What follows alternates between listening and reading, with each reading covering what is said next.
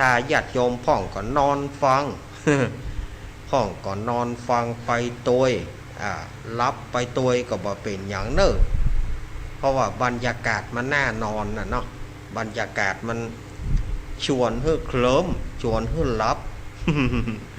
สถาญาติโยมฟังแล้วจะรับก็บ่เป็นอย่างมาปะกันวันนี้เป็นวันพฤหัสบดีเป็นวันพัดที่25แม่นะกันเนาะเป็นวันพัดที่25สิงหาคมพุทธศักราช2565เดือน11เหนือเดือน9ใต้แฮมมันนี่13ค่ำพร่ำว่าเป็นวันพัดวันพรุ่งนี้ก็เชิญชวนคณะสัตยาติโยมเนอวันพรุ่งนี้เป็นวันพระวันศีลเป็นวันเดือนดับผลเป็นวันเดือนดับวันพุธนี้ก็เชิญชวนสัตยาติโยมแต่ละวัดแต่ละวาก็ไปใส่บาตรญาติปกฟังน้ำฟังธรรมวัดวาวัดไผ่วัดมันสัตยาติโยมเฮ้ยเดือน11จะเสี่ยงแล้วเดือน12จะออกแล้ว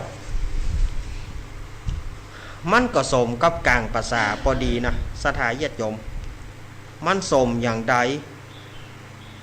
กลางภาษานี่มันเปิงอย่างก็ฝนตกนี้อย่างกะ ฝนตกโปรยปลายอย่างเงี้ยมันเป็นบรรยากาศของกลางภาษาที่แท้จริง เนี่ยสมัยก่อนๆเนี่ย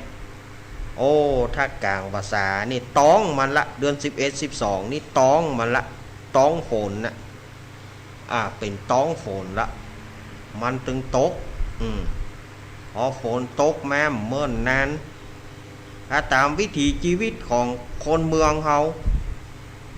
กว้างจะออกแล้ว อันนี้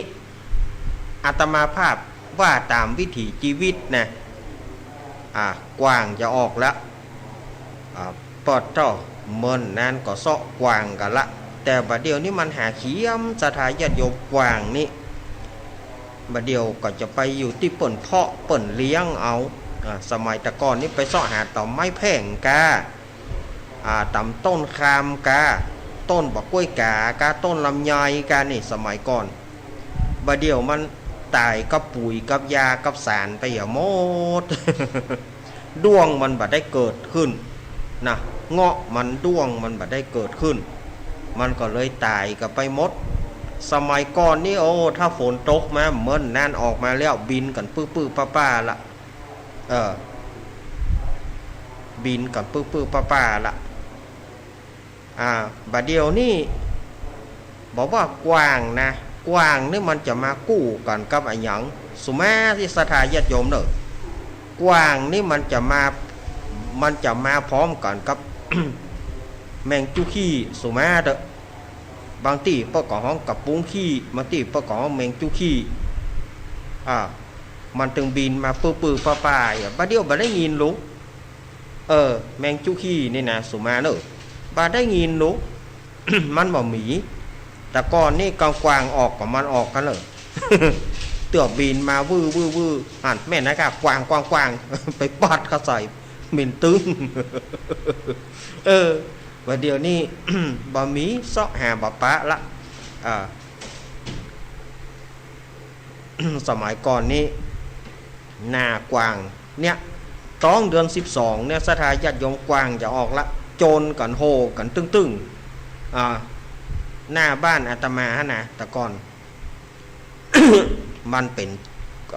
เก้าไม้สีซุกมีอันหรอไม้สีซุกกะเก้าไม้โบงมีอันหรอแต่ก่อนการถึงเวลานี่เอาผ้ายางเอาผ้าเต็นไปปูแล้วข้ามมาเอากวางคนอ้อย2อ้อย เอาไปโจรกันโหกันก้างบัดได้รับโหกันตึ้งกวางมันถึงเขาถึงวิพากษ์วิจารณ์กันหรอวิพากษ์วิจารณ์กันมันหยุ่มปูยาวะมันความวะไอ้อย่างเขาเอามาว่านะเขาเอามาว่านะสะพ่องหูเผียวกวางเมื่อยพุ่น วันนี้บอกไปโจนมันบัดสบายเนี่ยแล้วไปหูใหญ่ลองบีบน้ำอ้อยเขาใส่ปากมันกะถ้าน้ำอ้อยบะลือมันบะลืนน้ำอ้อยแสดงว่ามันบัดสบายดุสะพ่องเป็นหมอกว้างก็มีนะสมัยก่อนๆนะประเดี๋ยวนี้มีไผหูละสมัยตะก้อนนี่ทางบ้านอาตมาก็มีหรอกเปิ้นเป็นหมอกว้างโดยเฉพาะเปิ้นหูกว้างเปิ้นน่ะวันนี้ตัวนี้มันบัดสบายลองน้ำอ้อยหยอดปากมันถ้ามันบะลืนแสดงว่ามันบัดสบายบ่ไปโจรละเนี่ยถ้าตัวใดลืนอ้อยออกลืนน้ำอ้อยออกอันนี้เอาไปได้นี่อีลูกเปิ้นเอาไปเตียวจ่ายเหมยเอาไปเตียวแง่กะเอาไปเตียวเนี่ยเพื่อให้มันได้จ่ายเหมยกำนี่ ให้มันจ่ายเหมยกำโอ้ม่วนนะสมัยก่อนๆเนาะ ตึงบ้านไหนสะพองห้อยตึงยังตั้งย่างเนี่ยสะพองห้อยตึงยังตั้งย่างเนี่ยเอาวันนี้จะเอาอ้อยนั้นวันนี้จะเอาตัวนั้นไปโจรวันนี้จะเอาปูกาวันนี้จะเอาปูกิกวางกิแต่พวกกับบะโจรมันโจรกันบ่ได้มันหนีบกันบ่ได้ความกันบ่ได้แต่ถ้าเป็นกิหืมนั่นเป็นอย่างกวางกิหืมนั่นมันหนีบกันได้อยู่ถ้ากวางกิแต่มันโจรกันบ่ได้เอาเลี้ยงเอางามบ่ได้ เนาะอันนี้วิถีชีวิตของเป็นมรดกตกทอดมาเป็นมรดกแห่งล้านนานะที่อาตมาเอามาว่านี่นะคือสมัยก่อนเนี่ยหน้ากวางเนี่ยมันมีอย่างแม่อูดบางตีก็ห้องอีลุ่ม มันโจรกันก็เพราะมันได้กินตัวแม่นั่นนะข้อขอตัวแม่จีดังมาโลดเอาตัวแม่เขาจีดังมันได้กินแม่อูดหรือว่าอีลุ่มเนี่ยมันได้กินตัวแม่นะมันโจรกันเอาจีดังแล้วก็เอาใส่กรไว้บอกให้มันได้หานละมันก็เลยลู่ตัวแม่กันโจรกันคนเชียร์กับเชียร์แต่เนอแปลงไม้พันบางที่ของห้องไม้พัดบางที่ของไม้พันไม้พันนี่จะทำจากไม้อย่างก็ได้บางทีพวกก็มีก้างป่าเตาะเอาก้างป่าเตาะมาแปลงไม้พันก็มีเอาพันเข้ากับกรกับพันกับอ้อยกันมันถึงโจรกันโลโจรกันพ่องกับแปลงปอกข้าวซุปเวลาพันมันดังลิงโอ้หน้ากว้างนะสมัยก่อนถ้าออกภาษาแล้วเปิ้นว่าปล่อยเนอะ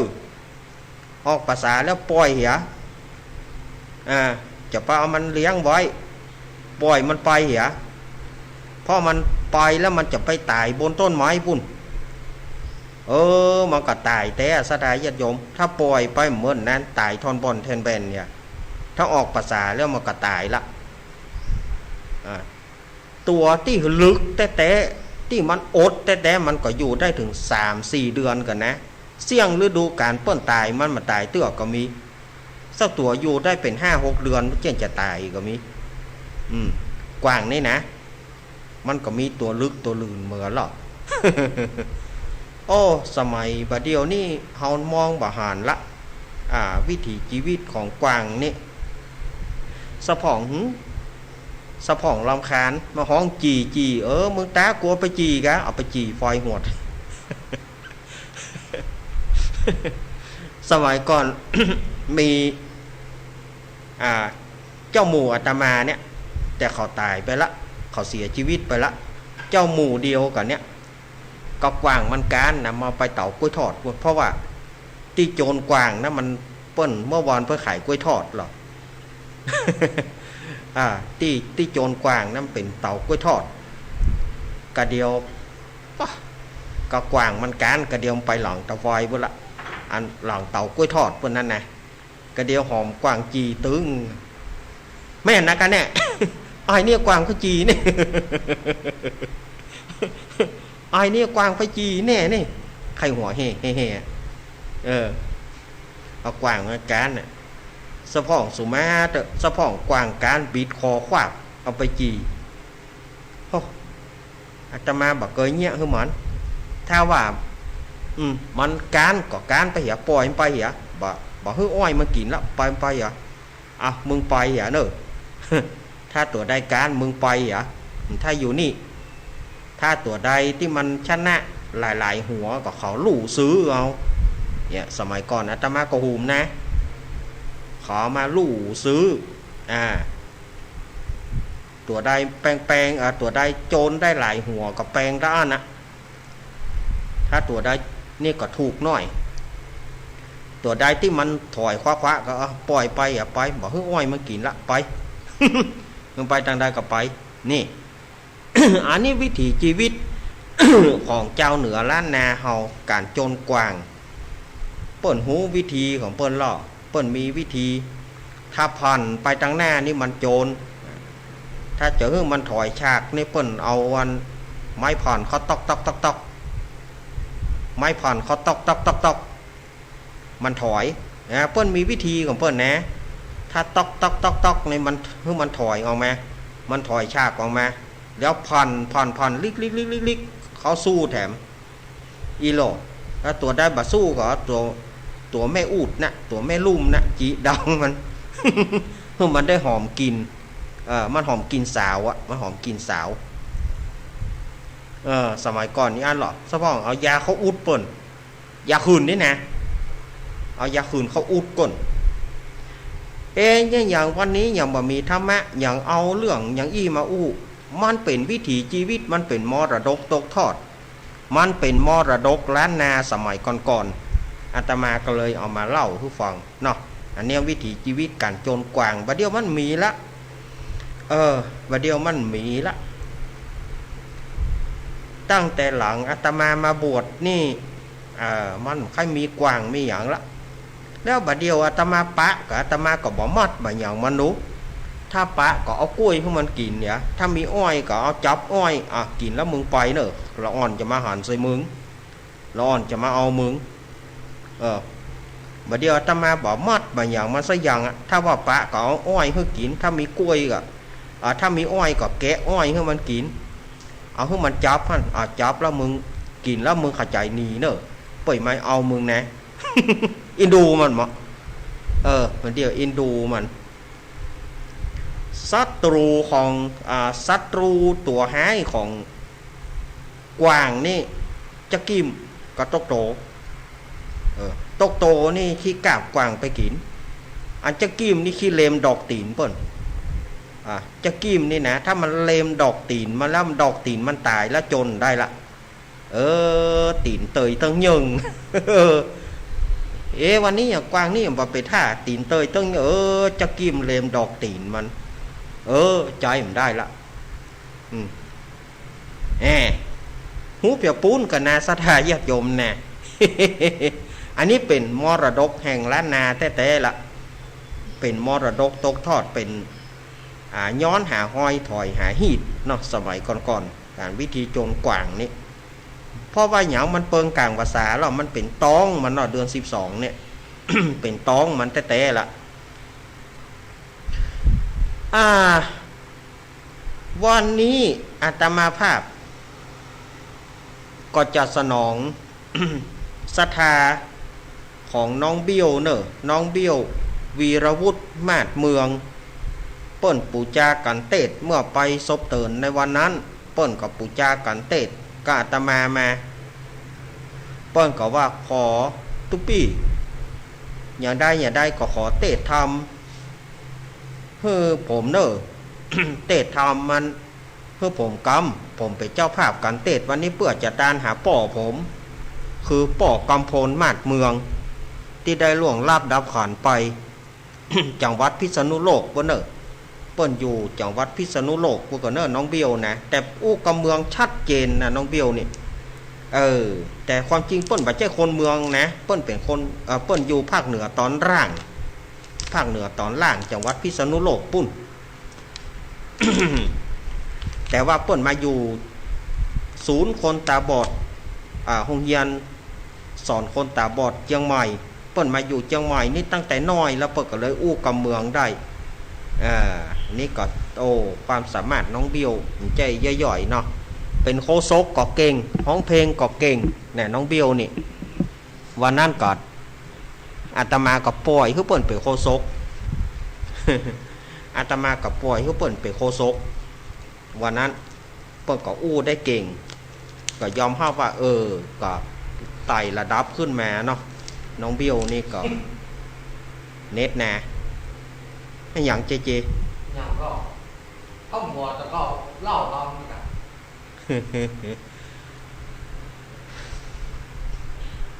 วันนี้อาตมาภาพก็จะ ฉลองศรัทธาน้องเบี้ยวเนาะเพื่อจะตานไปหาปอกกำพลมาดเมืองนะก็มีญาติมิตรพี่น้องตัวตีได้ล่วงลับดับขันไปปู่ย่าตายายมันเป็นช่วงที่เปิ้นจะปล่อยเพศปล่อยผีเนาะเป็นช่วงของใกล้เดือน12เมื่อใกล้เดือน12ของตั้งเหนือนะน้องเบี้ยวถ้าตั้งน้องเบี้ยวขอนี่เดือน12เปิ้นก็คือเดือนหยี่บ้านเฮานะวันเพ็ญเดือน12 แต่ว่าเดือน12ตั้งเหนือเฮานี่ก็ถ้าว่าเป็นตั้งภาคกลางเปิ้นก็วันเพ็ญเดือน10แต่ตั้งเหนือเฮานี่จะเร็วกว่าไป2เดือนจะโวยกว่าไป2เดือนบัดเดี๋ยวนี้ตั้งเฮาเดือน11ตั้งเปิ้นไปเดือน9ฮ้อนเฮาเป็นเดือน12เปิ้นไปเดือน10นี่นะมันจะมันจะลันกันไปประมาณ2เดือน ช่วงเดือน12นี้ตามจารีตฮีดหอยของโบราณเปิ้นว่ายมบาลจะปล่อยผีปล่อยเพศเปิ้นจะปล่อยไปไหนเปิ้นจะปล่อยผีปล่อยเพศไปซอกหาญาติพี่น้องตามสรอกซอกซอยตามบ้านตามจองนี่เพื่อว่า บางที่ก็จะซอกหากันก็น่าก็จะละเวเหโหนกันแล้วเนอะผัวก็จะซอกหาเมียก็จะซอกหาผัวแม่อีน้อยจะตานหาข้ากอดจ้าอีเนาะบาลังว่าไปมีผัวใหม่บัดตานคือข้ากาป่ออีน้อย ไปมีเมียใหม่ก็ล่างว่าบัดตานหาข้ากาเสาะหาก่อนไปมาลูกก็เสาะหาป่อก็เสาะหาลูกเสาะหาแม่เสาะหาลูกอุ้ยเสาะหาหลานเสาะหาอุ้ยต่างตนต่างเสาะหาก่อนละกำนั่นไผจะตานฮือเฮาป้องจ้าอีเนาะ ตั้งแต่เดือน12ออกค่ำไปเปิ้นก็จะได้ปล่อยออกมาทยอยกันออกมาทยอยกันปล่อยออกมาว่าไผได้รับบุญพ่องพอเดือน12เปงนั่นเปิ้นก็จะปล่อยออกมาจนเสี่ยงเพื่อว่าฮื้อเสาะหาบุญเสาะหาญาติพี่น้องจะทำบุญฮื้อถ้าคนใดได้บุญนักก็เปิ้นก็จะเอาขึ้นสวงสวรรค์ละได้บุญเติมกรรมคนใดบ่ได้บุญก็จะไปลงโทษที่เก่าปีหน้าป่วยมาแถมบ่ได้ก็ไปตกที่เก่าแถมบ่ได้ก็ไปตกที่เก่าแถม นี่อันเนี้ยช่วงของเดือน12นี้จะมีการตานสาลาดมีการตานเข้าโล้นบาทมีการตานทำมีการตานสังฆทานต้นเงินเนี่ยช่วงประเพณีเดือน12เนี่ยตึงเดือนเนี่ยเราสามารถจะฟังธรรมได้พ่องเขาจะบ่จำเป็นต้องเดือน12เพลงได้ก่อนท่านอาจารย์ได้หมดบ่ต้องจำเป็นเดือน12เพลงก็ได้ตั้งแต่เดือน12ออกค่ำไปจนถึงเดือน12ดับเนี่ยเปิ้นจะปล่อยพวกผีตั้งหลายเสาะหาญาติละปล่อยน้อยเฮ้ยแม่อีน้อยเฮ้ยตาลฮือข้าพองแม่อีน้อยเฮ้ยตาลฮือข้าพอง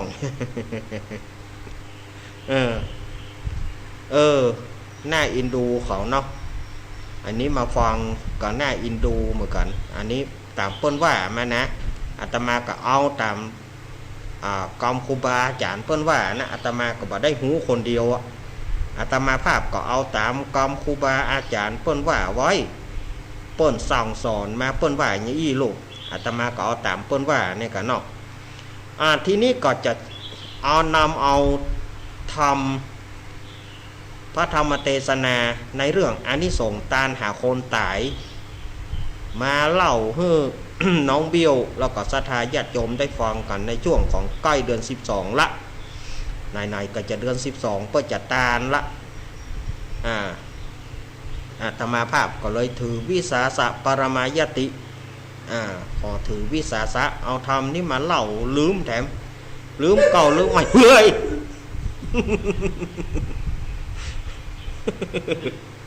เปิดแม่หอนสลายอย่ายกหมูหอน หมูหอนก็มีตัวเปิด มีนี่มดสลายอย่ายงว่ะ แปลกเล่นหมดอ่ะตัวเก่าว่าเลยอิ่มเนี่ย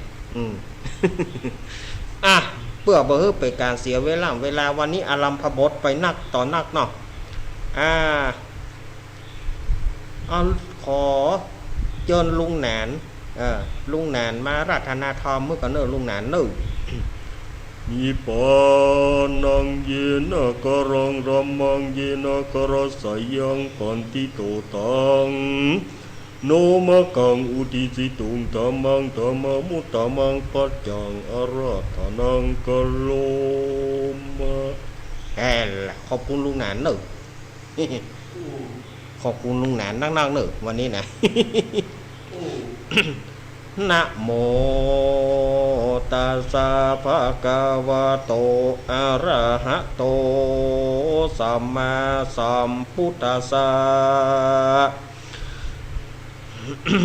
สาธะโวฟังราโสตุจนาสาปุริสะตั้งหลายตั้งยิ่งใจมวลหมู่อันมานั่งอยู่หลายลำฮับศีลงาม85เปื้ออยู่ท่าฟังธรรมในกาลาบ่ายวันนี้ก็หากใดหมายมีมนต์ราชทานนายวีรวุฒิมาศเมืองพร้อมไปด้วยต่างมารดาและญาติกาพี่น้องเพื่อนพ้องสหายจุปู่จุคนก็ได้ปากันสรงโคงกว้าทุกแต่งพร้อมนำมายังจตุปัจจัยไตยทานมวลฝูงนี้เพื่อจักมาปูจาพระสัทธรรมเทศนานิมนต์ตนตูอาตมาภาพมาเป็นองค์เทศนาธรรมชื่อว่าอานิสงส์ตานหาคนตายเพื่อจักมาอุทิศนาบุญส่วนกุศลมวลฝูงนี้ไปหาป้อผู้จุติตายไปสู่ปรโลกไปนามีนามมาก่อนชื่อว่าป้อกำพลป้อกำพลแม่เมืองว่าสันนิเตดี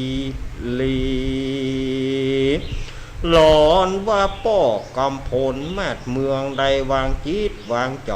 อารมณ์อะไรไปบ่จางหลอนไปตก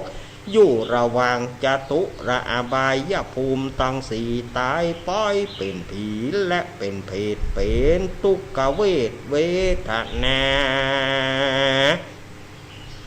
ได้สิ่งสถิตโภกฐานณที่ใดที่หนึ่งก็ดีฮ้อนก็ว่าบ่ได้อาบอยากก็ว่าบ่ได้กินก็ขออัญเชิญตนพญาอินโตนผ่านแผ่วตนมีเตจะอิทธิฤทธิจงนำเอาบุญส่วนกุศลที่น้องวีรวุฒิมาศเมืองใดอุทิศนาบุญส่วนกุศลม้วนฝูงนี้ขอให้ป้อกรรมผลได้ฮับเอาของกินของทานได้กินได้บริโภคกันว่าไปรอดเมื่อเจ้าก็ขอให้เป็นข้าวง่ายกันว่าไปรอดเมื่อควายขอกับกายไปเป็นแผ่นเสื้อและแผ่นผ้าล้อนไปรอดเ มื่อค่ำเมื่อลูนปูนลาขอเฮือไปเป็นเข้าติบน้ำติบสิบประการเฮือไปเป็นเครื่องงะอลังการแล้วก็แผ่ภายนาบุญส่วนกุศลเฮือยังลูกเต่าเฮือได้อยู่ดีมีสุขอายุมันยืนยาวร้อยสาวกว่าเข้าวะสาได้กำจูปรวรพุทธศาสนาสรีสาปันอยู่พระพุทธเจ้าไปเสี่ยงจิระการยาวนานนั้นจุงจักมีเตียงแต่ดีลีแดเตอเอาแล้วเนาะ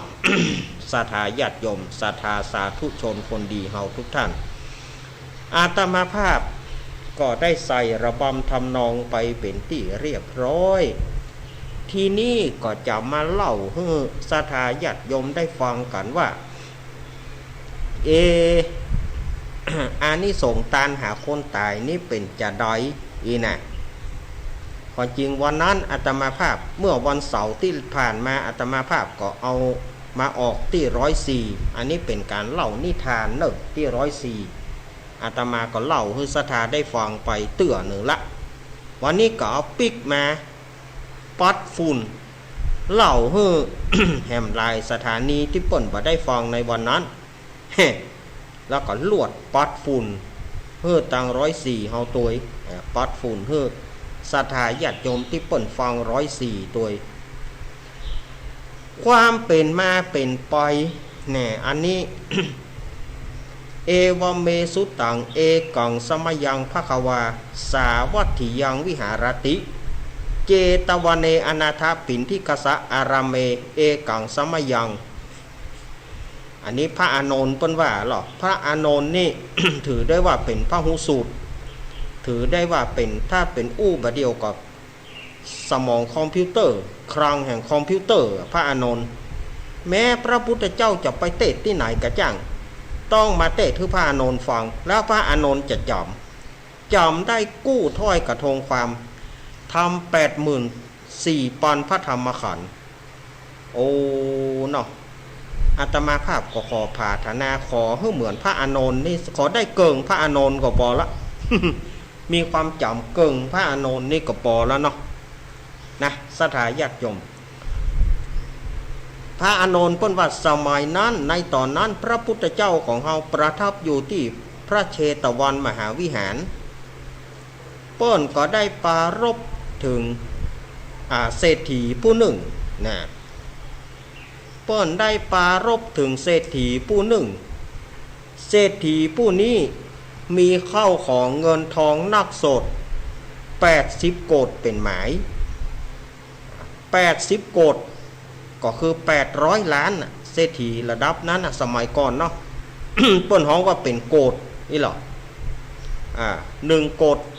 1โกฏเป็น10ล้าน10โกฏเป็น10ล้านเป็น100ล้าน80โกฏไปได้800ล้านศรัทธาญาติโยมว่าโอ้เฮานี่ บ่มีก็เปิ้นสักล้านเนาะมีเนาะมีนะจ้ะเฮาว่าละเจมันตึงจี้หัวเฮานั่นนะมันถือว่ามีนี่ล้าน ป้อเศรษฐีนี่มีเงินแต่ก็ว่ามีลูกบ่าวอยู่คนหนึ่งมีลูกคนเดียวเป็นป้อใจตึงสอง อย่างใดเนี่ยมีลูกคนเดียวเป็นป้อใจตึงสองอันนี้ตามอีเกว่าอันหรอผมมีลูกคนเดียวเป็นป้อใจตึงสอง อันนี้อาตมาว่าเอาตามอีเกว่าเนาะป้อเศรษฐีผู้เนี่ยมีลูกบ่าวคนหนึ่งหมอกจะเนี่ยกันเนาะหมอกอายุ15-16เนี่ยกะหมอกจะเป็นบ่าวแถวเนี่ยซ้ำมาบ่สบายวะศรัทธาญาติโยมติดโควิด19ลูกบ่าวของเศรษฐีนี่นะติดโควิด19บัดใจโควิด19โรคโควิดบัดเดี๋ยวนี้มันได้3ปีแล้วโควิด22 เป็นโควิด22 ว่าเจ้าโควิด19ละเศร้าเศร้าเอสเศร้าสองเป็นโควิดเศร้าสอง ออกประกันลุงได้ลุงหมอวินาเนี่ย เป็นแตะเป็นว่าได้ไปโควิด22นี่ หมอวินาว่าเป็นไหนออกประกันลุงได้ลุง หมอฉีดยาอีก นะ หมอจะฉีดยาอีกเป็นโรคโควิดวะแต้มแต่สมัยนั้นใจกะหาบ่ใจโควิดก้าเปิ้นเป็นเปิ้นบ่สบาย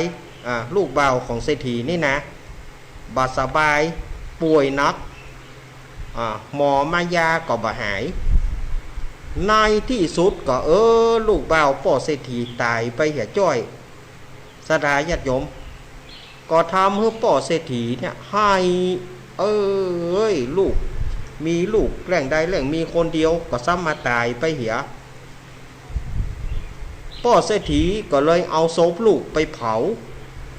ผาในป่าช้าแล้วก็มาแปลงมนต์ดบแปลงมนต์ดบไว้คำว่ามนต์ดบก็คือแปลงหิ้งไว้แปลงหิ้งไว้ที่ในป่าช้าฮะนะแล้วก็ตั้งคนใจคนหนึ่งขึ้นมาบอกว่ามึงเอาเข้าไปส่งให้ลูกกูเนอะอันแกงพักแกงไม้ลูกกูบ่กินจะไปเอาไปเพื่อจีนกูขาบลาบกูกำเนี่ยล่ะป่อเศรษฐีนี่จ่ายตังค์ให้หมออันนะเพื่อไปซื้อจีนซื้อลาบซื้อจีนกูขาบซื้อลาบกูกำเอาไปส่งให้ลูกกูตึงเจ้าตึงแรงเนอะอย่าได้ขาดนะเพื่อเอาไปส่งตึงวันเจ้าแรงเนอะว่าอันส่วนว่าคนใจคนนั้นก็ซื้อกอดกำเมื่อแรงเมื่อเจ้าก็แกงแรงก็ลาบกันเนาะเอาไปส่งตึงวันเอาไปส่งที่มนดบเอาไปไว้ที่มนดบไว้ที่หิ้งนั่นนะนี่ก็นายน้อยมากี่ข้าวเนอะ นายน้อยมากี่ข้าวเนอะก็มันอยู่ตั้งหลังนี่เป็นเฮากับพวกเนอะหลวงพ่อกลวยวัดหน้าตั้งพวกเนอะก็เกิดมันตั้งหลังนี่แน่เนาะหลวงพ่อโกยวัดหน้าตั้งแล้วเนอะโกยเถอะโยม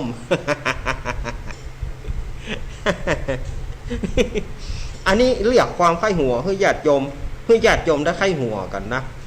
ก็เอาไปส่งตึงวันนะเอาส่งค่าทาสนี่นะเปิดเป็นคนซื้อหรอส่งเข้าเพื่อประจำได้ปีหนึ่งสถาญาติโยมโอ้คักแต่เนอะบ่คักก็บ่ได้เปิ้นใจเนาะสมัยก่อนเปิ้นเป็นคนใจเปิ้นจำไปทางใดเปิ้นจำเป็นก็เป็นเปิ้นจำตายก็ตายนะสมัยนั้นสถาญาติโยม มีอยู่วันหนึ่งมันเป็นวันเดือน12เปงคนใจคนนี้ก็จะเอาเข้าไปส่งให้นายน้อยนั่นนะแต่ว่าตะคืนไปหอนนะเดียมตะคืนนี่ฝนมันตกน้ำมันหนองฝนก็ตกตกว่าตกอย่างวันเนี้ยสถาญาติโยมตกถึงเวลาคนใจของป่อเศรษฐีนี่ก็เอาเข้าไปส่งให้นายน้อยแต่ว่าจะข้ามไปที่มนดบข้ามไปที่หิ้งข้ามไปที่ป่าช้าเนี่ยข้ามไปบ่ได้ก็เลยว่าอย่างใดเนี่ยน้ำก็มานองแต่นองว่าเขาจะข้ามไปก็บ่ได้พอดีว่าในขณะนั้นมีตู้เจ้าเปิ่นมาบิณฑบาตตู้เจ้าเปิ่นมากุมเข้าตู้เจ้าก็เลยถามอาตมาไปไหนหรือโยมเอาตกลงไผ่ถามกันแน่เนี่ยประเด็นเนี่ย อาตมาจะไปไหนหรือโยมแล้วไผ่เป็นตู้เจ้าไผ่เป็นคนบ้านกันแน่ในตู้นี่ก็มาถามมาจ้างถามแต่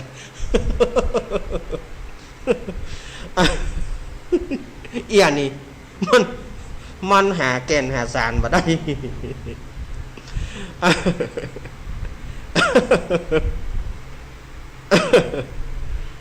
ตู้เจ้าเบิกก็เลยถามโยมจะไปไหนนี่เนาะ อันนี้กำถูกแล้วนะป้าก็ถามว่าโยมจะไปไหนโอ้ผมจะเอาเข้าไปส่งให้นายน้อยนายน้อยลูกของป้อนายเศรษฐีเปิ้นตายผมส่งเข้าส่งน้ำได้ปีหนึ่งและวันเนี้ยฝนซะมาตกน้ำซะมานองผมข้ามไปบ่ได้พระคุณเจ้าจะไปไหนครับอาตมากับบิณฑบาตนะกะอาตมากล่อมบาทเพื่อเวอโยมก็ถามว่าไปหน่อยอีนี้เนาะอันผมขอเอาเข้าถึงอาหารเนี่ยใส่บาทเนอะผมขอเอาเข้านี่ใส่บาทแล้วก็ขออุทิศทานไปหานายน้อยเนอะขอให้นายน้อยได้รับผลบุญกุศลขอพระคุณเจ้ารับบาทกำเตอะตู้เจ้าเปิ้นก็เอาอะกะตู้เจ้าเปิ้นก็รับบาทรับเข้าคนใจปอดเศรษฐีนี่ก็เอาเข้าใส่บาทแล้วก็อุทิศบุญไปหานายน้อย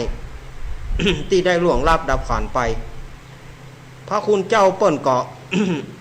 ฮือปอนว่าขอสมคำมุ่งมาตรปรารถนาแก่โยมขอให้นายน้อยของโยมได้รับผลบุญกุศลอายันจะโคทักขีนาทินนาสังคำหิสุปฏิติตาอีหรอก ฝนก็ตกกันเนอะมาเมาปอนละเหยเลยชายเนอะเปียเนอะ ฝนก็ตกกันนะมันละเหยลอยชายฮะเนอะ โอปรากฏว่าเข้าน้ำโภชนะอาหารนั่นน่ะไปถึงลูกของนายน้อยไปถึงลูกของป่อเศรษฐีที่ตายไปเป็นผีเป็นเพศอยู่ในป่าช้าได้กินข้าวงายในวันนั้นสถาญาติโยมพอถึงกลางคืนใกล้แจ้งลูกของป่อเศรษฐีเนี่ยก็ไปเข้ากำฝันป่อบอกว่าอีป่อเฮ้ยอีป่อเฮ้ยให้ตัวนะลูกให้เนี่ยหยังก็อีป่อว่าอีป่อฮักข้าบ่ใจกะอีป่อฮักข้าเป็นลูกพอข้าตายไปอีป่อให้เหมือนใจจะขาดแต่อีป่อบอกเคยเอาเข้าให้ข้ากินแม้แต่คาบเดียวพอข้าตายพอได้ปีหนึ่งก็หามันได้กินข้าวแต่ว่าเมื่อไงเนี่ยอีป่อเฮ้ยอีป่อเฮ้ยอีป่อเนี่ยอย่างอีว่าตัวให้ตัวลูกบ่าวเศรษฐีผีนะผีให้ให้สะอึกสะอื้นป่อเศรษฐีก็ว่าโหก็ป่อเอาไปแล้วเหรอป่อให้คนใจเอาไปส่งตึงวันน่ะกินกูขาบลาบกูกามไหมอย่างบ่ได้ครับข้าบ่ได้กินข้าก็หาได้กินแต่ว่าเมื่อไงนี่ป่อเศรษฐีก็สะดุ้งตื่นเมื่อสะดุ้งตื่นปดเท่าโคตรทุกคนใจแล้วหรอตึงหมายใจก็ได้จะเล่นขึ้นมัน เปว่ามันบอกเข้าไปส่งให้ลูกเขาสักกรรมแกมาไปกินเนี่ยแกบ่รอแจ้งบ่รอเจิงเนี่ยขึ้นไปเฮือนเปิ่นสุมาตตีนทีประตูทันทีสถายยมตีนทีประตูเปิ่นจักขอเสื้อเปิ่นลูกมาลูกมา มาลูกมาอู้ก่อนไอ้อย่าปดโทษคนใจกับนอกสะดุ้งกับงงงงขี้ตาไอ้หยองป้อนแน่ต้องหาไปจะได้หรอกเหลียวก็ว่าได้ลูกกุยอย่าติดไปกลางลูกกุยอย่าติดแก้มเหลียวก็จะต้าปะ เหลียวซ้ายก็ว่าได้เหลียวขวาก็ว่าได้พอมีก็ลูกกุยแสดงญาติโยมกูฮื้อมึงเอาเข้าไปส่งให้ลูกกูนี่อย่างมึงบอกไปส่งมึงเอาไปกินเนี่ยคนเดียวกะด่าต่างๆนานาด่าพระด่าผาย ด่าเผียวกรรมที่บัดใจกวนด่าปุ่นกรรมเดียวสาธุป่อนายที่เขารบกรรมเดียวป่อนายฟังข้าก่อนนอถ้าฟังข้าจบแล้วป่อนายจะตีข้าก็ตึงบอกว่าป่อนายจะฆ่าก็ตึงแบบนี้ฟังข้าก่อนเตอะเอาว่ามาหรอกป่อนายกับคายจากคอเสื้อบนก่อตั้งแต่ว่านายน้อยตายเนี่ยป่อนายใจข้าเอาเข้าไปส่งเนี่ยจีนกูข้าลาบกูกอมข้าก็ไปส่งได้ปีไปส่งครบปีพอดีแต่ตะวาเนี่ยมันเป็นวันเดือน12เปงฝนก็ตกน้ำก็นองข้าข้ามไปก็บ่ได้ พอดีว่าตู้เจ้าเปิ้นมากุมเข้าข้าก็เลยเอาเข้าใส่บาตรแล้วขออุทิศบุญไปหานายน้อยอย่างเอี้ยอันเนี้ยคือข้าเล่ามานี่ข้าบัดได้จุข้าบัดได้จุบัดได้ไล่ข้าบัดได้จุได้ไล่ป้อนายเนอวานขอสาบานฟ้ากินดินม้อยถ้าข้าได้จุได้ไล่แต่ก็ขอข้ามีอันเป็นไปโอ้อันก็เป็นว่าเอาเข้าไปส่งที่หิ้งเนี่ยตลอดจนถึงได้ปีหนึ่งก็บ่มีประโยชน์ประยามอันใดกะโอ้มึงก็ซื้อมึงก็เอาไปส่งแล้วมึงก็จ้างกึดเนาะเอาเข้าใส่บาตรตู้เจ้าแล้วก็อุทิศบุญไปหานายน้อยนายน้อยจึงได้รับโอ้ป่อขอโทษไปป่อก็จะตั้งมึงให้มึงเป็นลูกอีป่อเหียอีป่อก็ขอเป็นป่อบุญธรรมมึงเหียวะในที่สุดก็ตั้งคนใจนั้นเป็นลูกโลด้วยความซื่อแล้วก็ปาคนใจหรือว่าลูกบ่าวคนใหม่เนี่ยปาไปไหว้พระพุทธเจ้าพระพุทธไปถามว่าพันเตภควาข้าแต่องค์สมเด็จพระสัมมาสัมพุทธเจ้าอันการที่เฮาจะเอาเข้าไปไว้เฮาเมื่อลูกตายไปเอาไปแปลงหิ้งไว้แล้วเอาเข้าไปไว้หิ้งได้ปีหนึ่งกับอุทิศบุญตานเพื่อแก่สมณะมีตู้เจ้าตานเพื่อกับตู้เจ้าตั้งหลายอันใดจะได้รับพระพุทธเจ้าเปิ้นก็บอกว่าดูก่อนเนอะโยมเหยอันการที่ว่าโยมจะเอาเข้าไปไว้หั่นบ่มีประโยชน์อันใดสักอย่างมีก้านกก้านหนูมีก้ามดก้าแมงอันดูต่างได้กินนกหนูนี่เต็มทั้งหมดมันก็ได้กินแต่คนบ่ได้แต่จิตวิญญาณของคนนั้นบ่ได้กินต้องตานแก่ภิกษุสามเณรเนี่ยก่อนตานแก่ภิกษุสามเณรเนี่ยก่อนโดยเฉพาะสามเณรที่นั่งอู้นี่ไปเจ๊กะ เจว่ามันแปลงกินดี ธรรมดา คือตานเหี่ยก่อนเนอถ้าตานเขาจะได้รับโอ้ก็ลูกผมตายไปผมเพื่อคนใจไปส่งเข้าได้ปีหนึ่งแต่ว่าน้ำมันนองคนใจไปบ่ได้เอาเข้าใส่บาตรลูกผมก็หาได้กินข้าวแต่ว่าก็แม่นนะกะก็โยมเอาไปถึงวันมันก็บ่มีความหมายหยังวันบ่เต่าที่คนใจของโยมเอาไปตานแต่ว่าเนี่ยเปิ้นจึงได้รับโอ้เศรษฐีคนนี้ก็เลยไหว้พระพุทธเจ้าแล้วขอนิมนต์พระพุทธเจ้าไปวันพุธนี้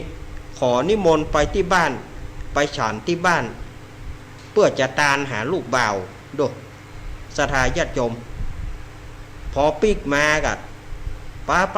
ากันห่อข้าวต้มขนมพ่องก็ห่อขนมจอกพ่องก็ห่อนึ่งพ่องก็ห่อข้าวต้ม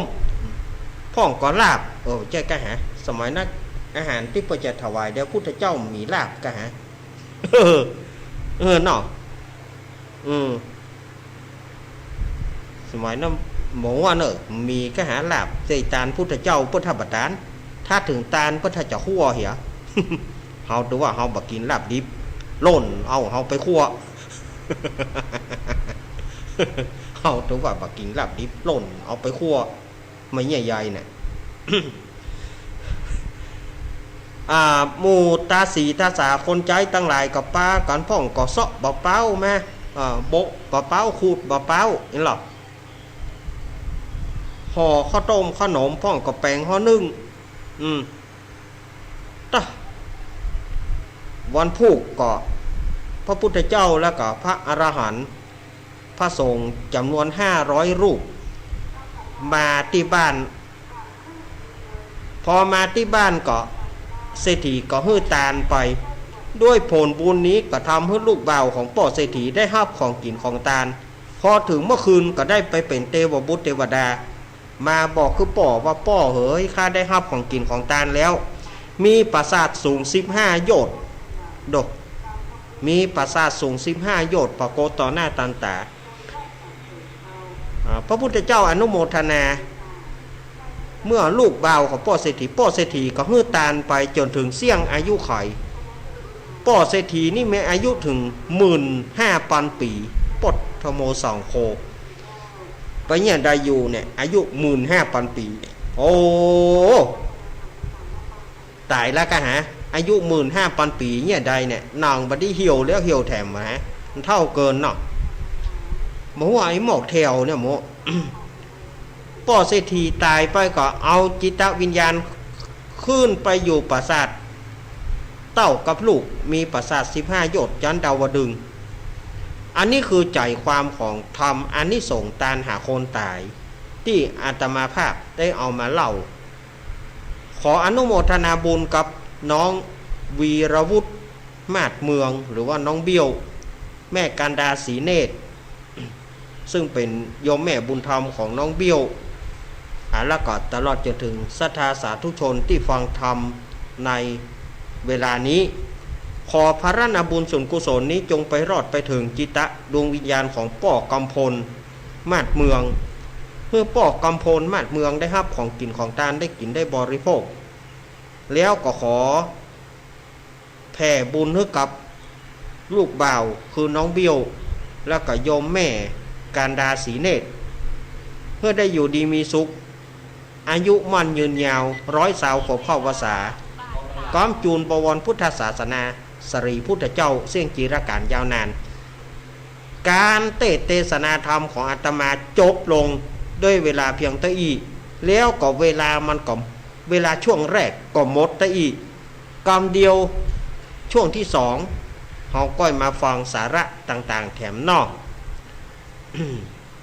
นิติตังขีญาสังวรณนาวิเศษจากห้องเหตุธรรมเทศนาชื่อว่าอานิสงส์ตานหาผู้ร่วงรับดับกันไปก็บังกรมสมเรศเดสาธุสาธุสาธุเอาละกำเดียวอาตมาพักไปช่วงหนึ่งก่อนนอก็เดียวก็เอาปอนเนอะน้องเบียวเนอะกำเดียวก็เอาปอนก็เดียวหมดเวลาช่วงแรกก่อนเนาะก็เดียวอาตมาจะพักฉันน้ำสักก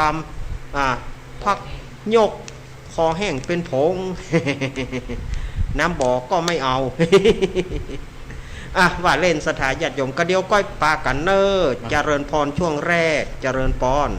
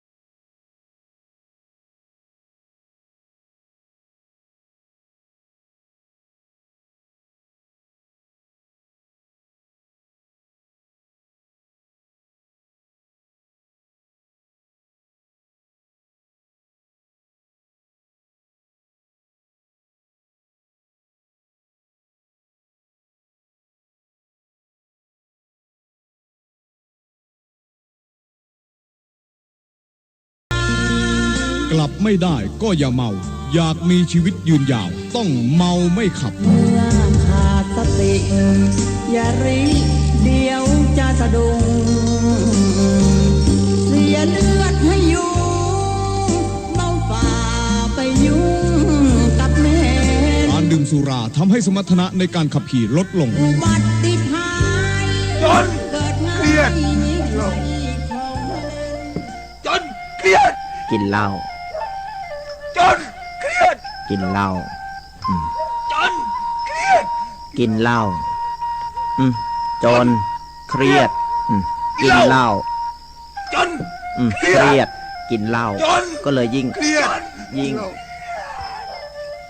จนเครียดกินเหล้าจนเครียดกินเหล้าจนเครียดกินเหล้าจนเครียดกินเหล้าจนเครียดกินเหล้าก็เลยยิ่งก็เลิกสิเหล้าอ่ะเลิกเหล้าเลิกจนเริ่มต้นเข้าพรรษานี้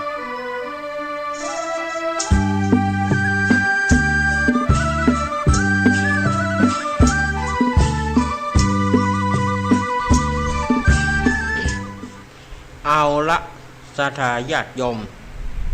สาธุชนคนดีเฮาทุกท่านอาตมาภาพก็พักฉันน้ำเตียวไปเตียวมาต่ำบริเวณห้องส่งนี่ครับกยือฟังฝนตั้งนอกก็ยังสุยๆอยู่เนอะว่าก็ปอหัวเปียกอยู่ยือพอกับหัวเปียกอยู่ฝนก็ตกปล่อยคืนนี้ถ้าจะวันนี้ถ้าจะวันค่ำมันผูกนี่ก็อินดูศรัทธาญาติโยมเพื่อจะไปวัดไปวามันเนอะแต่มันก็เนี่ยได้มันที่อาตมาว่าต้องกลางภาษาเนาะมันเป็นต้องฟ้าต้องฝนแต่เดือน12นี่นะมันเป็นช่วงของมันเนาะก่อนในขณะนี้ศรัทธาญาติโยมก็กำลังรับฟังรายการธรรมะรายการสารธรรมยามบ่ายยามแรงดำเนินรายการโดยอาตมาภาพสมณเณรรักปัญโยนันท์มามาจ๋าศรัทธาญาติโยมแต่กี้ก็ได้เล่าธรรมเพื่อกับเล่าธรรมสนองศรัทธาของน้องเบี้ยวเปิดจัดการหาป่อเปิ่นคือโยมป่อกำพลมาดเมืองวันนี้ก็เปิ่นถวายสังฆทานฮับปอนเนอน้องเบี้ยวเนอแม่กันดารับพรนะ แบบภาษาพื้นเมืองเนอพื้นเมืองจะต้องมีโวหารหน่อยถ้าตามภาษาภาคกลางก็ยถาสพีเนอแต่ว่าทางพื้นเมืองเหนือนี่จะละเอียดหน่อยคือเปิ้นเรียกว่าโวหารเนอแม่กันดาเนอ น้องเบี้ยวเตเนออันนี้ครับปอนแบบเมืองเหนือเนอเอวังโหนตุสัมปติฉามิอิมินามัทุบุภาราชตานังธรรมเตสนาตานังสัปปริวารตานังอาเพสธารณสัพพโรกิยะโรกุตระสัพพสัมปตินังยาวานิปานาปัจจโยโหนตุโนนิจังดีแหละอาจารย์ในวันนี้ก็หากว่าเป็นวันดีสรีสุภมังกาละอันผาเสริฐล้ำเลิศยิ่งกว่าวันและยามตั้งหลายบัดนี้ก็หากได้หมายมีตนตัวของเจ้ามูลราชธาตั้งหลายหมายมีน้องวีรวุฒิมาศเมืองและโยมแม่การดาสีเนตรพร้อมไปด้วยทางญาติมิตรพี่น้องก็ได้ปากันสรงโคควายตกแต่งพร้อมนำมายังจตุปัจจัยไตรยตานมวลฝูงนี้เพื่อจักมาปูจาพระธรรมเทศนาอานิสงส์ตานหาคนตายได้อานิมนต์ตนตัวอาตมาภาพมาเป็นองค์เทศนาในกาลบัดนี้ก็เป็นการบัวระมวลปริปุณังสำเร็จการไปแล้วส่วนหนึ่งจักอุทิศนาบุญส่วนกุศลมวลฝูงนี้ไปหาป่อผู้จุติตายไปสู่ปรโลกไปหน้ามีนามมาก่อนชื่อว่าป่อกำพลมาดเมืองว่าสันนี้แต่ดีหลีหลอนว่าป่อกำพลมาดเมืองได้วางจิตวางใจ อารมณ์อะไรไปบ่จ้างร้อนไปตกอยู่ระหว่างจตุระอบายภูมิตั้งสี่ตายไปเป็นผีและเป็นเพศทุกขเวทเวทนาสิ่งสถิตโภคะดำฐานะที่ใดที่หนึ่งก็ทีฮ้อนก็บ่ได้แอบอยากก็บ่ได้กินขออัญเชิญเทวบุตรเทวดาพญาอินตาโตนเกี้ยวโตนมีเตจะอิทธิฤทธิจงนำเอาบุญส่วนกุศลที่น้องวีรวุฒิมาดเมืองและแม่การดาศรีเนตรได้อุทิศทานไปหามวลฝูงนี้ขอให้ปอกกำพลได้รับของกินของทานได้กินได้บริโภคการว่าไปรอดเมื่อเจ้าให้เป็นข้าวไงการว่าไปรอดเมื่อควายกับไก่ไปเป็นแผ่นเสื้อและแผ่นผ้าหลอนว่าไปรอดเมื่อข้ามเมื่อลูนปุ่นล่าของเฮได้ไปเป็นข้าวทิพย์น้ำทิพย์10ประการเพื่อไปเป็นเครื่องงาอารังการไปจุเยื่องจุประการนั้นจุงจังมีหลอนว่าปอกกำพลได้รับของกินของทานมวลฝูงนี้แล้วขอให้คล้ายเอาตนตัวเพื่อได้ออกจากที่ยากเพื่อได้พรากเสียจากที่ตุกเพื่อได้เมื่อสู่สวงสวรรค์จันฟ้าวิมานคำเพื่อได้อยู่ภาษาสูง15โยชน์ภากฏต่อหน้าตันตาบุญสมบันปอกกำพลแก่กล้าได้ถึงอมตะมหาเนรปันเป็นที่มั่นที่หมายและแผ่ผายนาบุญสงกุศลมวลฝูงนี้มาหายังตนตัวของน้องวีรวุฒิมาดเมืองและแม่กันดาศรีเนตรเพื่อได้อยู่ดีมีสุขปรับแปะเสียยังอามิตรฆ่าศึกสัตรูทั้งปวงโป้นจากข้อตั้งหลายอย่าได้มาใกล้ข้อจังไรอุบาทข้อ13นำ15ข้อตั้งหน้าและจนหลังข้อตั้งเหนืออย่าได้มาใกล้ข้อตั้งใต้อย่าได้มาโปกข้อตะวันตกอย่าได้มาปอกข้อตะวันออกอย่าได้มาจุนเจือข้อเหนือใต้ตกออกตัวเดาขอกจักรวาลจงอันตารธานหายไปเสียการบันนี้ยามนี้ขอน้อมนำมายังโจกปีโจกเดือนโจกวันโจกยามอายุปีอายุเดือนอายุวันอายุยามไปจะใจในทีข้าการบัดนี้ยามนี้นั้นจุงจังมียังบ่เต้าแต่นั้นแถมปุ่นแถมส่วนหนึ่งน้องวีรวุฒิม่านเมืองและตลอดจนถึงแม่การดาศรีเนตรยังจักแผ่ผายนบุญสุขกุศลไปหาเทวดาตั้งหลายมีต้นว่าลูกขาเทวดาปปตาเทวดาอากาศเทวดามาเหสิขาเจ้าเทวดาพญาอินพญาพรหมพญายมมาราชตนจำบุญและจำบาปตนจำน้ำหยาดหมายตันเต้าจตุโลกับปลาทั้ง4นางนาไทยธรณีสรีคุตอามาตพุทธนางน้ำประมาไอสวนขอได้มาฮับพระนาบุญสงกุศลมวลฝูงนี้แล้วขอมาอนุปตานุโมทนาจดเอาลายหมายเอาจื่อแห่งมุรสธาไปใส่ในสวรรค์ปตาหลับเงินหลับคำสนามจำจื่อไว้ใกล้ต่อหน้าตันตาฉายะอีวาเปรียบเหมือนดาวห่มและเงาอนุไปยินดีนั้นไปเจียมเนื้อเจียมตนนั้นจุงจักมีเตี้ยงแต่ดีหลีตามดังพระพุทธเจ้าปงปันในภาษาบาลีว่ายะถาวริวหาปุราปริปุเรนติสาคารังเอวะเมวะอิโตทินังเปตานังอุปคปติอิชิตังปฏิตังตุมหังคิปะเมวะสมิสตุสัพเพปุเรนตุสังกปะจันโทปนารโสยถามณีโชติรโสยถาอาทาสิเมอากาสิเมยติมิตาสขาจเมเปตานังทักขินังทัชชาปุเพกตมนุสรังนะหิรุนังวาโสโกวายาวัญญาปาริเทวนานาตัมเปตนะมัฏฐายะเอวัมปิฐานติยาตโยจะอายัญเจ้าโหทักขินาทินาสังคัมหิสุปฏิทิตาติคารตังหิตายะสถานโสอุปคปติโสยติธรรมโมจะอายังนิทัสสิโตเปตานะปูจาจักตาอุลลาปรัญจปิขูนมนุปทินังตุมเฮหิปุญญังปสุตานะปกันติภวสัพปีติโยบิวัจตุสัพพโรโกวินัสตุมาเตภวัตวันตารายโยสุขีติกายุโกภวะอภิวาตานาสีริสานิจังวุธาปัจจายิโนจัตตาโรธรรมาวัฏันติอายุวโนสุขังพระลังสาธุสาธุสาธุอนุโมทนาน้องเบียวแล้วก็แม่กันดาศรีเนตรเนอได้ตานไปละขอให้ปอกกำพลมาดเมืองได้รับของกินของทานมูลฝูงนี้เนอ ในช่วงของเดือน12อาตมาภาพก็จะได้เอาสาระต่างๆเอี่ยกันเนาะเอามาเล่าให้ศรัทธาญาติโยมตั้งหลายได้ฟังกันอาตมาอู้ไปก็ง่อมเนาะเขาฟังละครบ่ วันนี้เขาฟังละครสักเรื่องบ่เนาะละครประกอบเพลงวันนี้อาตมาจะเอาละครประกอบเพลงในเรื่องสัจธรรมของชีวิตนี่วันนี้มาหมาดหม่อยเนอะเอาเป็นละครธรรมเหรอพ่องละครธรรมนี่ตามเพลงพวกบอกว่าสัจธรรมชีวิตมีอย่างเมื่อเกิดมามีอย่างติดมาเมื่อตายไปก็ไปมือเปล่านั่นนะมาทางใดก็ไปทางนั้น ตามบุญสมปานเนาะวันนี้คณะลุงอ้ายและสหายแต่ลุงอ้ายบ่ได้มาเอาเจ้าคณะมา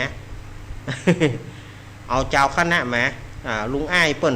นรับศีล8ก็รอบปีนี้นะปีนี้เปิ้นบวชเปิ้นไปอยู่ตัวลูกบ่าวเปิ้นไปอุปถัมภ์กำจูลูกบ่าวเปิ้นเป็นตุกเจ้าลุงอ้ายเปิ้นก็เลยจำศีลกินตาลวันนี้เปิ้นรับศีล8เปิ้นฟ้องไปวัดวันนี้เปิ้นไปรับศีล8เปิ้นเลยว่าฝากคณะลุงอ้ายไว้ตัวเนอะ ก็จะฮื้อไผไอ้40,000เนาะขอโอนเวนประเคนไม้ไอ้40,000เนอะไอ้10,000ได้เล่นละครต่อไปสวัสดีครับผม40,000คนงามมาแล้วเนอะคณะลุงอ้ายและสหายวันนี้ก็ยังขาดไปแหมจัดหลายคนเนาะทีมงานวันนี้เพราะว่าพ่องเปิ้นก็ห่อขนมอยู่ พ่องเปิ้นก็ห่อขนมพ่องก็โกนงุ้นซะพ่องก็แปลงของหวานซะพ่องก็พัดข้าวมี มาก็เข้าท่ากันเนาะวันนี้ผมจะได้ในนามของคณะลุงอ้ายและสหายนะจะได้นำเอาเรื่องสัจธรรมของชีวิตมาเล่ามาเล่นละครให้ฟังคนเฮาเนาะชีวิตบ่สิ้นก็ดิ้นชีวิตบ่ดิ้นก็เสี่ยงหาอันหยังแน่นอนไปแก่นสารบ่ได้เกิดมามีหยังตายไปก็บ่ได้หยังไปมันก็เหมือนป่อเศรษฐีคนเนี้ยมีเงินนักมีเงินหนาเท่าข่มคนตั้งหลายมีหันว่ามีเงินนี่นะข่มคนตั้งหลายว่าคนตั้งหลายนี่เป็นไพร่หัวดำหัวแดงว่าอันหมู่ชูตั้งหลายนี่นะโอ้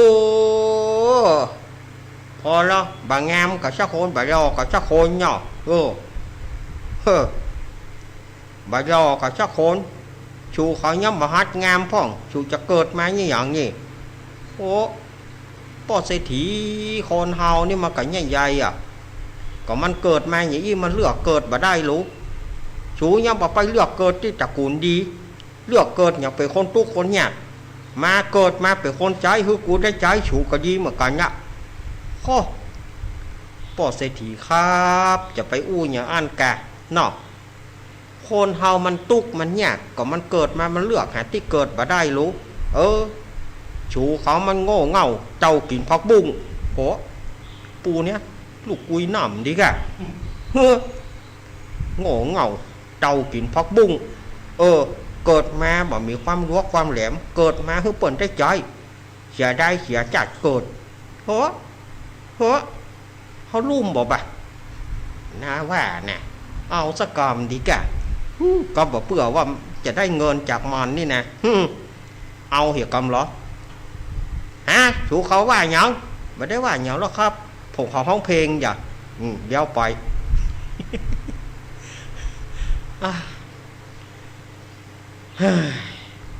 เขานี่เกิดมาเสียจัดเกิดมาบ่มีประโยชน์เฮานี่กะเกิดมาเป็นเงินเป็นทอง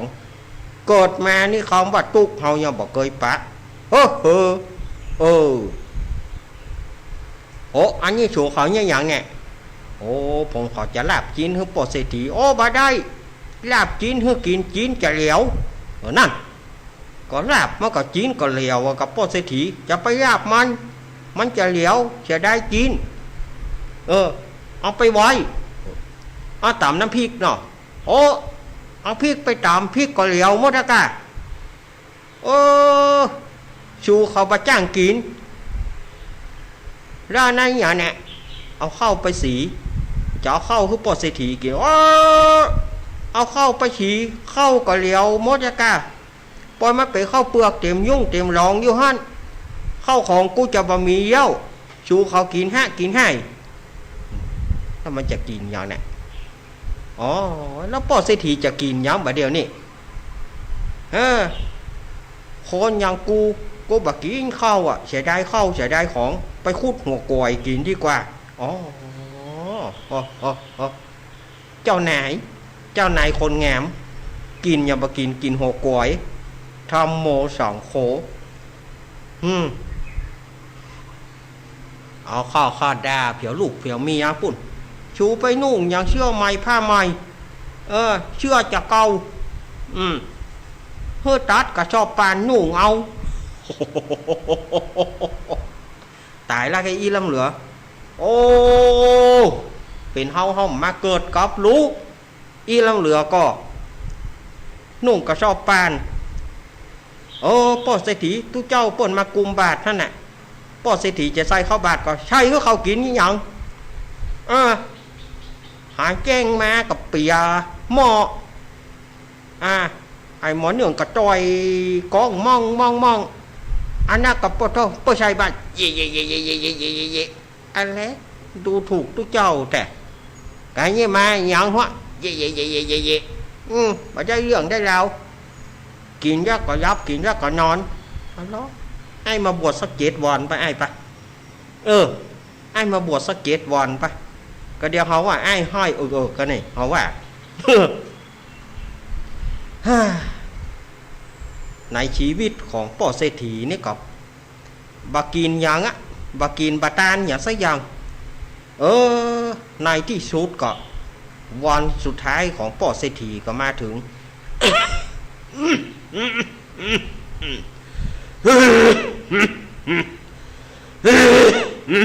โอ้ตายแล้วอะโอ้ป่อเศรษฐีเป็นยังไงบาสบายบารับไปโควิด22ไงกะโอ้ไปไกลๆเนอะโควิดนี่นะป่อใช่อยู่กระจูบายายชักโคนยาบ่เฮยป่อเศรษฐีไปห้องยาบ่ไปห้องยาเคียงไก่รถหมอก็จะเอาไก่ยาบ่ไป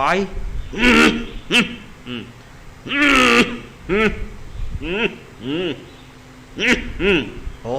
มารอดแน่เขาว่านะอันก็นิมนต์ทุกเจ้ามานิมนต์ทุกเจ้ามาเตะธรรมเหรอกำปะแกมใจชูโตโยมเฮ้ยความตานีที่เหนียวบาใจจะช่วยโยมได้นะบาเดี๋ยวนี้โยมหูก็ว่าโยมหาเงินเนี่ยบากินบาใจบาเตบาตานแล้วบาเดียวเนี่ย โยมจะเอาอย่างมาเป็นสารณะที่เปิ่ง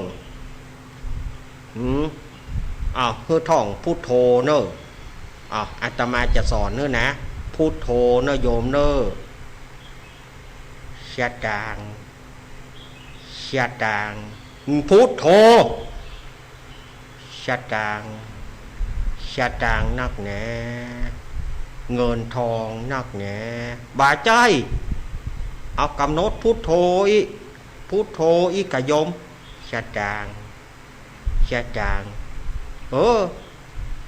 ตายไปเหี้ยละ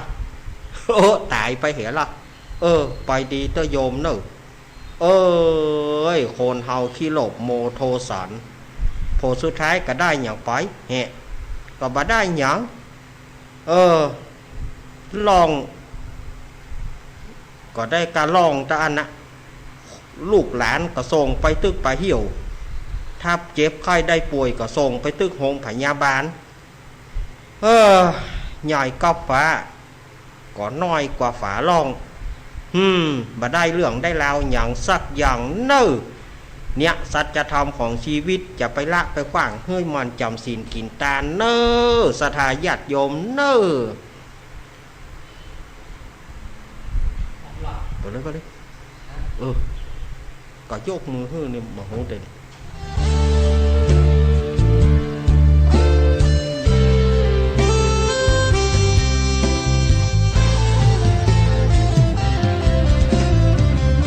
เจ้ามามือเปล่าจะเอาอะไรเมื่อตอนเจ้าไปเจ้าก็ไปมือเปล่าเช่นกันชื่อเสียงหยดลาบหากเอาไปไม่ได้สักอันแล้วใหญ่ยื้อแย่งแข่งขัน โกยกันฆ่าฟันตัดรอนเงินทองตามส่งแค่โรงพยาบาลญาติมิตรวงวานลูกหลานส่งแค่เชิงตะกอนจะมีใครเล่าอยู่กับเรานอนเฝ้ากองพรวางดอกไม้จันทร์แล้วจรกลับไปนอนบ้านใครบ้านมันใหญ่ขับฟ้า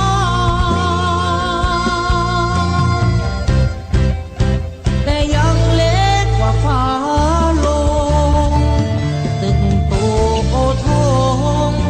สุดท้ายนอนลงเหมือนกัน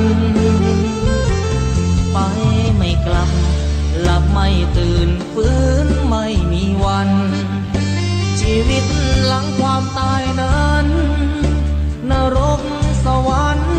ยังรอบาปบุญดีชั่วติดตัวเมื่อตายเงินทองมากมายคนเอาไปไม่ได้หรอกน้อร่างนอนแน่นิ่งไม่ไหวติ่งเหมือนดังต้นตอตราสังมัดแขนผู้คอไฟไม่หงิกงอเป็นเท่าที่คง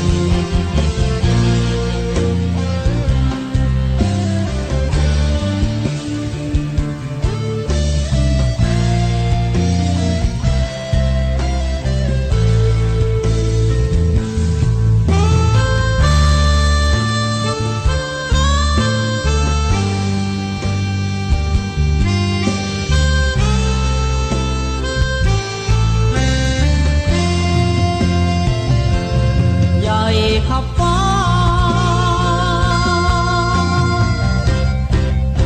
แต่ยังเล็กกว่าฟ้าลงตึกโตโอทงสุดท้ายนอนลงเหมือนกันไปไม่กลับหลับไม่ตื่นฟื้นไม่มีวันชีวิตหลังความตายนั้นนรกสวรรค์ยังรอบาปบุญดีชั่วติดตัวเมื่อตา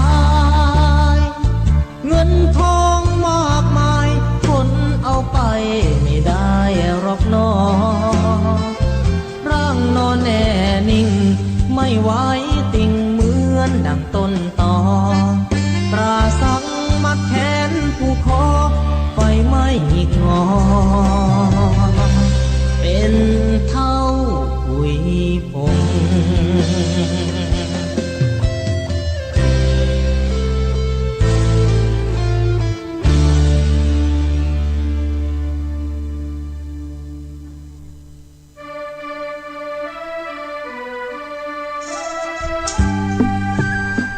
ท่านผู้ฟังที่รักละครวิทยุจากการแสดงของคณะเกตทิพย์รัฐยาให้เพลงและเสียงประกอบผิวเผือกแห่งรุ่งสยามบันทึกเสียงกรยาธินพงศ์ควบคุมการแสดงรุ่งสยามโฆษณาดำเนินงานได้ผ่านท่านผู้ฟังไปแล้วสำหรับวันนี้ขอเชิญท่านติดตามเรื่องใหม่ของเราต่อไปซึ่งคณะเกตทิพย์จะได้นำเสนอเพื่อความบันเทิงแด่ท่านเป็นประจำในเวลาและทางสถานีเดียวกันนี้ก่อนจากกันขอผู้ฟังทุกท่านจงโชคดีมีความสุข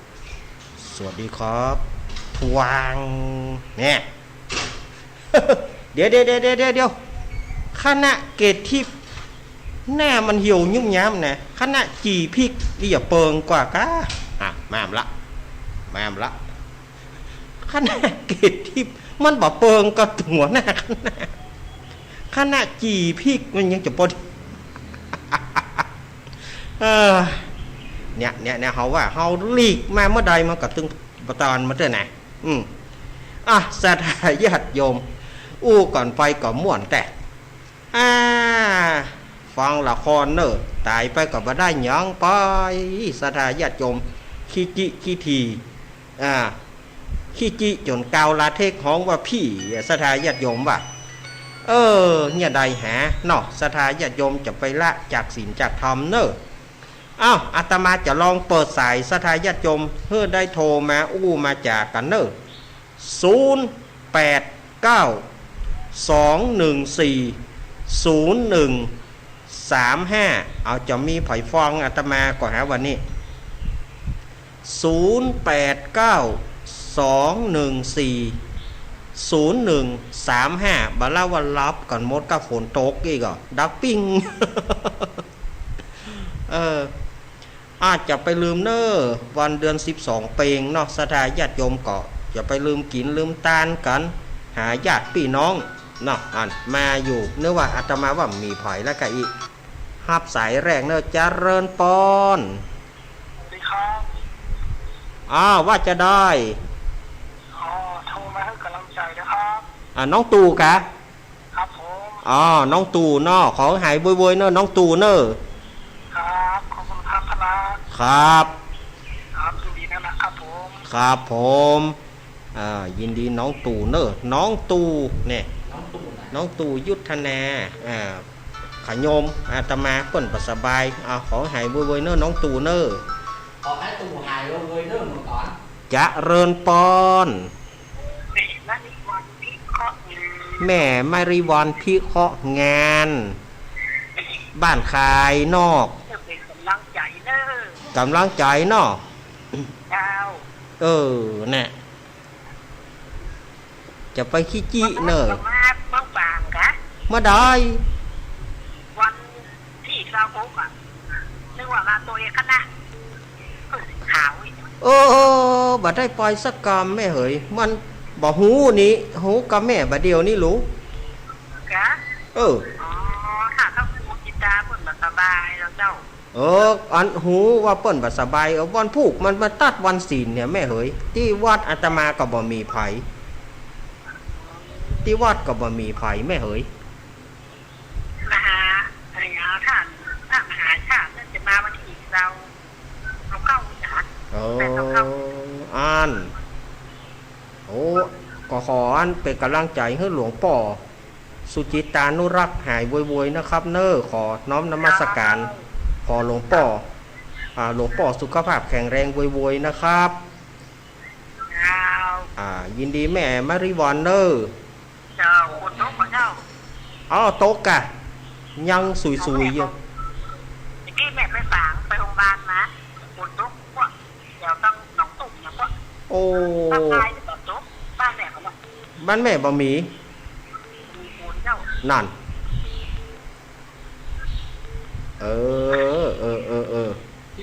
เจ้าไหว้ศาลเจ้ายินดีอีแม่เนอแม่มาริวันพี่เคาะงานบ้านคายอำเภอแม่อายอำเภอแม่อายเนาะไหว้ศาลเจ้าแม่จันสมมาเลยเด้อสถาญาติโยมแม่วางสายฮึกกำแม่วางสายฮึกกำขอขอบคุณแม่มาริวันพี่ข้องานเนอะเปิ้นได้แจ้งมาเนาะ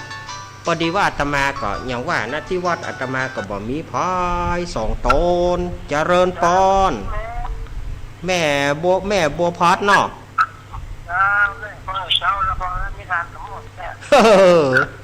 ต้องทำสมหมดน่ะแล้วกินก็กาดหวานดีป่ะหวานดีป่นก่อนเอาปอนป่นพ่องตัวเก่าก็ได้พ่องนั่นสีชมพูเนาะแม่เนาะได้สีชมพูฟังหยุดย้อนมาแล้วก็ฟังบรรยากาศกับฟังลูกเล่นแล้วได้มนเดี๋ยวหน่อยมันลูกเล่นฟังตัวนั่นเนี่ยบรรยากาศนั้นก็คืออยู่แล้วก็พอดีว่าไปฉันยาที่ฟี่แม่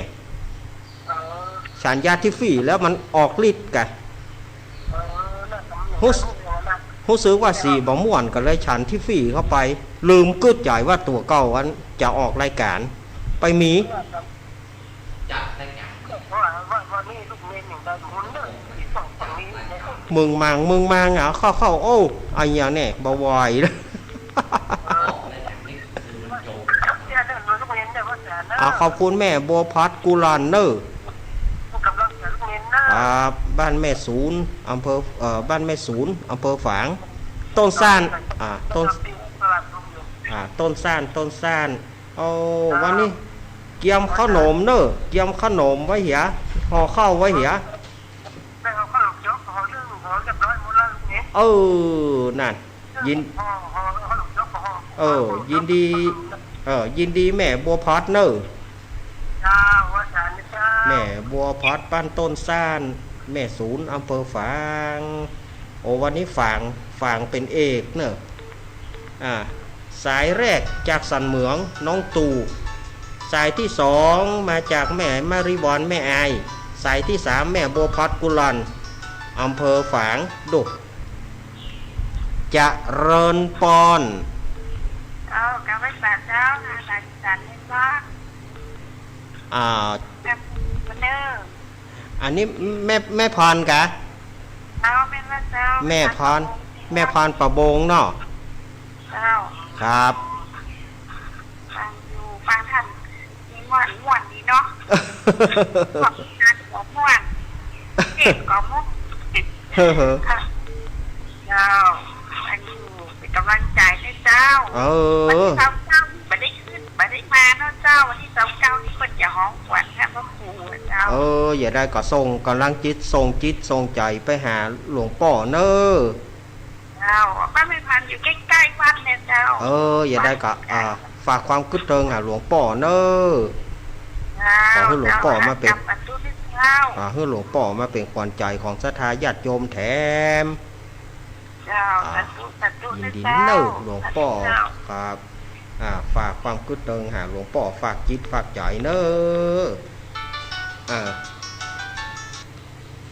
จะเริญปอนไหว้ฝ่าดาวลูกเน้นแม่โทรจากหน่อย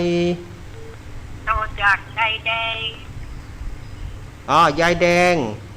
เจ้ายายแดงดอกตะล้อมมาแล้วโดยประคงฟังตลอดเนอะฟังนี้บัดนี้โทรหาลูกเน้นเนอะบ่เป็นยังยายบ่เป็นสวัสดีเจเจ้าเนอะเจก็อยู่เนี่ยเจ้าก็จะถูกครับเจ้าพอโต๊ะเหมือนกันหมดเนาะโต๊ะทั่วกันหมดเนอะยายแดงเจ้าฟังอยู่ตลอดเนอะครับเจ้าไหว้สาวเจ้าครับขอบคุณยายแดงยายแดงไหว้สาวเจ้ายายแดงดอกตะล้อมดอยป่าโคงดงป่าคอยนี่เชียงใหม่เนอะเชียงใหม่โอ้เดี๋ยวอาตมาได้หยังเนอะมันหลุดไปเองเนอะโยมโทรมาใหม่เนอะ0892140135โทรเข้ามาได้เลยเจริญปอนยายพรเดี๋ยวว่าบอกฟังกันอีเดี๋ยวว่ารับไปอย่าอีฝนตกเนี่ยการอยู่หยังพอขนมกะ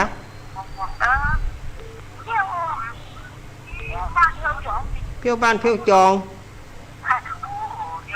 ร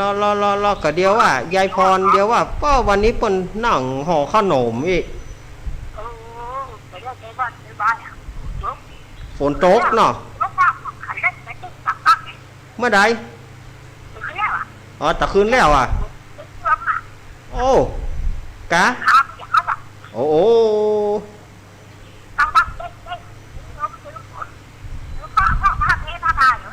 อุ้ยมาได้ฟังอย่างสักอย่างบ่ไฟผ้าดับ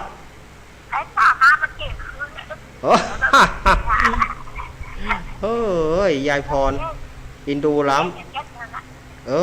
อินดูยายพรล้ำกำลังใจให้ยายพรเนอะอยู่ดีมีสุขเนอะหม่นอะไรกะน่ะยายพรไปขี้จี้เนอะมีตาใดกะตาลตาอันมีบาทตาลบาทมีตาใดกะตาลตาอันเนอะยายพรเนอะนั่นนะกะนั่นนอ อ้าวยินดียายพรเนอะอยู่ดีมีสุขเนอะยินดียายพรเนอะยายพรร้องงัวแดงสันกำแพงเชียงใหม่เนี่ยยายพรมาละ โอ้อาตมาก็ว่าฝ่ายบอกฟังอาตมากะอีเนาะหลับไปเหี่ยหมดกะเจริญปอน ไปศาลเจ้าลูกนี่ แม่จัน มันไปต่อว่ากันแล้วเนาะขึ้นสีขาวไปเมืองฝังอ่ะ น่า มันเลี้ยงใจปูน แม่ไปก่อนแต่ว่าไม่ไปก่อน มาไปปีกมาพอดึกเหรอ อ๋อกะบ่ไปปิกมาปดึกแล้วเนาะ มันนั่นเป็นไปกับคณะอสูร เออแม่วันนั้นปิกค่ำก่อนวันนั้นปิกค่ำก่อนวันนั้นปิกค่ำก่อน 3 โมงไป อ๋อ3 โมงไปนะเนาะไล่ๆกันนะ เจ้าก็พอกันนั่นแหละเพราะว่าเอากินข้าวกินน้ำเราก็ปีกกันแล้วเนาะ ค่ะมันมีอย่างละนี้ จ้าคนนักแบะนักว่าเนี่ยประมาณมื้อคนนั้นนะ น่ะเกิดว่าโอ้ยเกิดอยากจะออกกลัวรถเฮาออกบ่ได้รถเฮาบ่ใช่รถตู้ผลท้ายก็คนก็ห่างกันไปหมดเนี่ย ใช่กะก็มาโดยกันเข้าก็โดยกันออกมานะกะ น่ะเขายินดีแม่จอนที่ได้อู้ได้จ่ามาได้อู้กันดีเนาะ เจ้ามันนั่นคนมันมากแล้วเพลงมันก็ดัง2-4กันเนาะ น่ากะ แต่ก็ดีใจแล้วที่ได้ไปกันนักกันหลายงานเราหมดดี จะได้กระเจิญจวนงานกฐินบ้านลูกเนอะวันที่6 พฤศจิกาเนอะ ถ้าบอกก่อนจะตับไหนงานบ้านเฮามันก็หนักเนาะ น่ากะถ้าบัดตานก็เปาะจะลองปุ่นปีหน้าปุ่นอันนี้นี่ตึงขาดบ่ได้เนอะแม่นะ วันนี้ก็ฝนตกคืนหูมาแถมผักข้าวตอนพอบ่าย2เนี่ยมันจะยุดอ่ะเนาะ น่ากะนี่ก็ยังมีปล่อยๆอยู่นะนี่ยังอ่อยๆอยู่นะ วันนี้ทำงานหนักอ่ะแบกหมอน แบกหมอนเนาะแม่จันเนาะ แบกหมูฟังวิทยุไหม ครับ ก็เจนนี่เนอะลุงนิด ครับ จ้าไว้จ้า ยิน เจ้า ดีแม่จันเนอะแม่จันเรือนใสเวียงตาการแม่เลี้ยงใจบุญเวียงตาการแม่เดือนเพนหายไปไหนเนอะแม่เดือนเพนปะโทรมาบ่เลยภาคนี้เนาะเจริญปอนแม่เพนชัดเจนเนาะน่ากับเพราะว่าพูดโทรกับสตางค์ได้อย่างสักอย่างครับขอบคุณแม่เพนแม่เพนคนสู้ชีวิตหญิงไทยหัวใจเพชรมาละแม่เพนตาจางเนอะสถานสายใต้มา2 สายเนอะน้องตู่แล้วก็แม่เพนเนอะสายใต้นะเจริญปอน ไว้จ้าครับ น้องเบี้ยว ครับผมโอ้วันนั้นมาถึง5 โมงครึ่งครับรถมันตีนอในเมืองเลยมันรถตีขนาดนั้น มันไปช่วงเพิ่นเลิกงานเนาะ เพราะวันนั้นดีใจที่กลับไปนะ อันล่ะ ได้กินงูได้งานกับพี่น้องจัดงานก็จะปวดนะครับปวดแล้วเราได้สับแล้วได้งูมีหลายอย่างหรอกที่ได้งูขนาดนั้นก็มีแหละ น่ากะ วันนี้ได้ห้ามพอรักษาบางเทพบางนิทานตัดผมปวดอย่างทุกพี่ว่านะลูกมันเมื่อไหร่เหรอลูกรถหรือพ่อรถจำนะ น่ากะ ตาเป็นตาเป็นอะไรก็ดีอ่ะต้องเป็นตาตอนหลังเนี่ยเข้าตาเข้าตาตาครับเนี่ยนะเนาะโอ้คนเฮามันมีหันหลายอย่างนั่นแหละ จะได้ขอให้กำลังใจทุกที่ครับผมเป็นกำลังใจน้องเบี้ยวเหมือนกันไว้จ้าครั ครับ ขอบคุณน้องเบลดื้อน้องก็ซื่อ น้องเบี้ยววีรวุฒิมาศเมืองเนี่ยเปิ้นเป็นคนพิษณุโลกแต่อู้กำเมืองได้ชัดเจนน่ะเนี่ยแต่ก่อนมีเจ้าหมู่ของอาตมาเป็นคนจันทบุรีมาอยู่ที่โรงเรียนสอนคนตาบอดเชียงใหม่สมัยนั้นนะสมัย2324ละแต่ก็อู้กำเมืองเก่ง แต่บัดได้ปะกัน30 กว่าปีผมว่ามีชีวิตอยู่ก่อนเจริญปอน มาสักการลูกเนนแม่อยู่บ้านอุโมงค์เนอะ บ้านอุโมงค์ นะครับ แม่ชื่อแม่หยังรายงานตัว แม่พวงผักกาล่าคำแดง อ๋อแม่พวงผักกาดแม่มาสายแรกเนาะแม่มาเตื้อแรกเนาะ แม่หันผ่านวันพุละ ที่ไหน สีสองเมืองพุละที่แม่ถึงสองคนนั้นพาเข้าไปหาลูกเนนฮะ อ๋อที่วันปอยหลวงนะกะ แล้วปอยล้อวันที่เปิ้ลนั้นยกชาดะ อ๋อวันที่เปิ้นยกชัดนะกะ เอา โอ้ แม่ยังป้าเอาสตางค์ใส่ปัจจัยไม่ทันหรอก เออ แม่บอกฟังท่านแต่รอได้แต่แม่บอกโคตรมาใช้อันประจานเปิ้ลโอ้ขนาดเนาะนอนฟังก็เอากันเนาะออกแต่ยังจะโทรหาลูกเนนก็ม่อยอ่ะ ถ้าช่วงนี้มันสายมันบอกปอกืนแม่ ถ้าเมื่อคืนเนี่ยเมื่อคืนนี่สายมันจะกืนเพราะว่าเมื่อคืนนี่ศรัทธาญาติโยมสถานีจะนักในช่วงเมื่อคืนถ้าช่วงเมื่อวานนี่มันบอกปอกืน งานวันกลางหน้าจะฟังกันหน้ากะเรียนตู้ว่าอันไหนก็มันยาววันกลางหน้านี่น้ำมนต์แบบนี้เนอร์อย่าง อ๋อเล่าทำเรื่องงานงัวเขาตอง น่ากะแม่จะอันแนวฟังท่านเนอร์ ครับขอบคุณแม่พวงผักกาเนอร์ แล้วแม่กำลังใจท่านด้วยเนอร์ อ๋อยินดีแม่พวงผักกาเนอร์ เอา แม่พวงผักกานี่เปิ่นก็อยู่อุโมงค์นะอุโมงค์แม่พรมาแม่พรอุโมงค์มาละปลาเศร้ามีไหน แต่คืนนี้โทรหาว่าแม่พรโทรมาว่าบ่ค่อยสบายเหรอวันนั้นได้ไอ้พงประกาศไอ้พงว่าขอประกาศคนหายแม่พรปลาเศร้า ไอ้พงปลาซางประกาศหามาละไอ้บ่สบายหายวุยๆเนอะแม่พรเนอะใครจะโทรเข้ามาหาอาตมา0892140135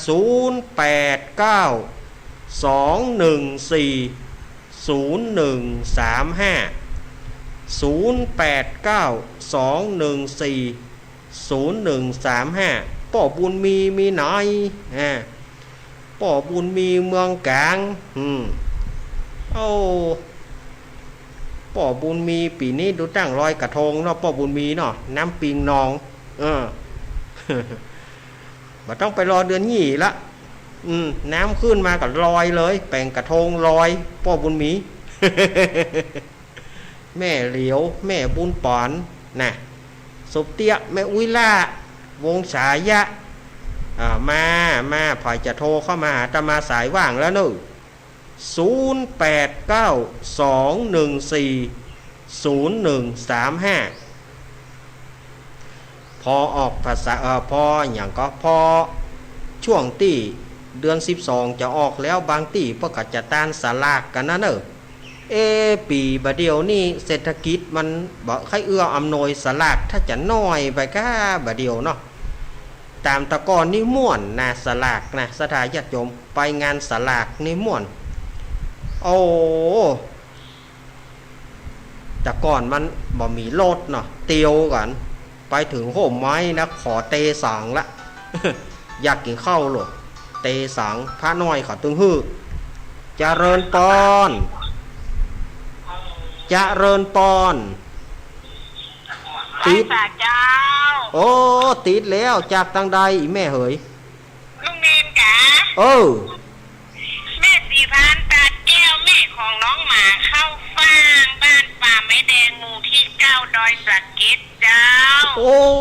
อันนี้เสียงชัดเจนแต่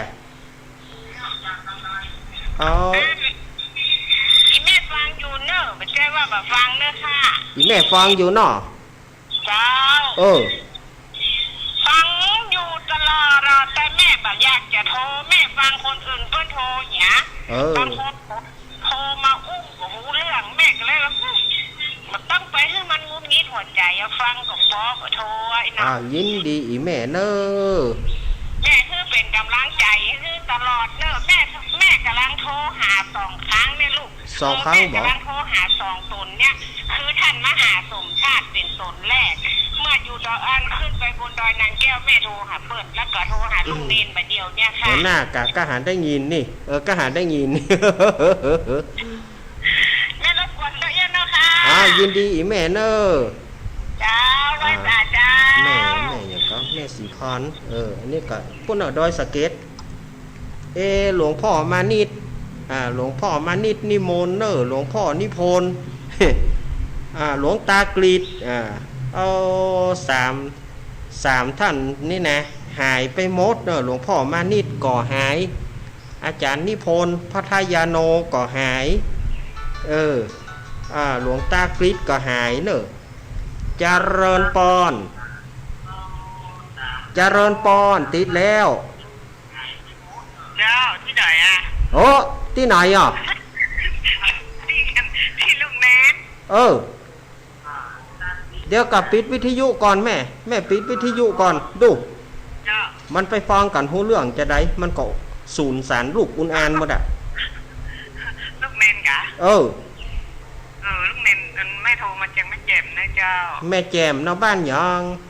บ้านบนนาเจ้า บ้านบนนาแม่ชื่อแม่หยัง ไม่ชื่อแม่แดงเจ้า แม่แดงเหมือนกันโอ้มาสองแดงละตะกี้กับแม่แดงในเมือง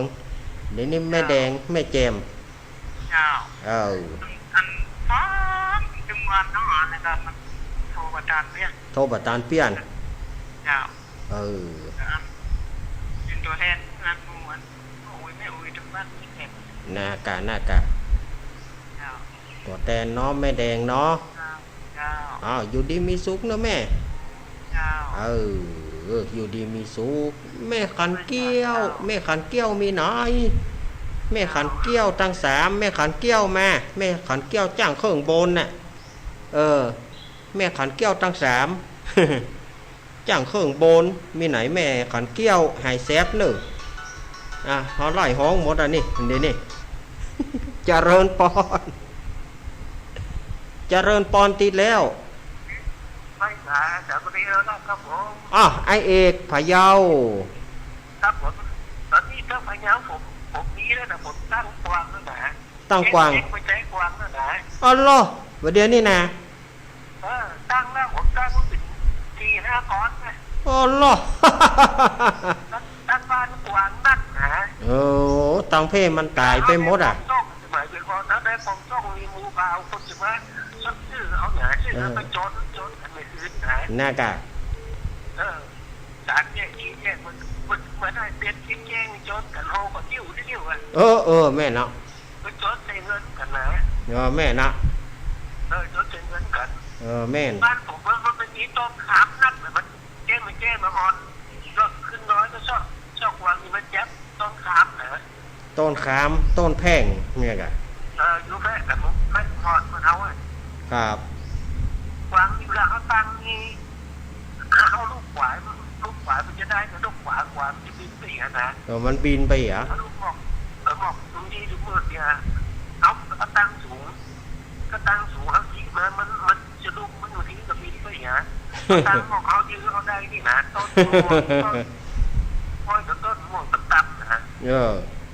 ตั้งเขาได้กวางลูกกวางยี่คนเขาก็เอาใส่คล้องหอมไว้ฝาคอยตัดนอนหรือผมใส่มันกินเลย แม่นอันนี้เป็นวิธีที่ดั้งเดิมแท้ๆเนอะ ถ้าถึงเวลามันจะลงเนี่ยกวางมันถ้ามันตายจะตายเองนะเพราะคนว่ามันชาบดอกก่อยถ้าดอกก่อยบ้านกวางมันชาบดอกก่อยจะตายคนเดียวนะ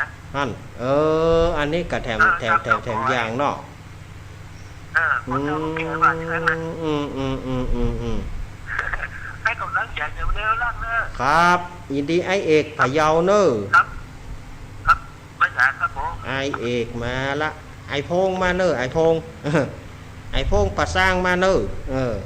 ไอเอกมาละไอพงย่ำมาเตอ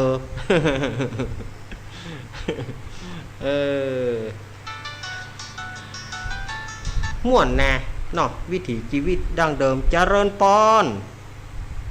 แล้ว ติดแล้ว หลวงตา หลวงตา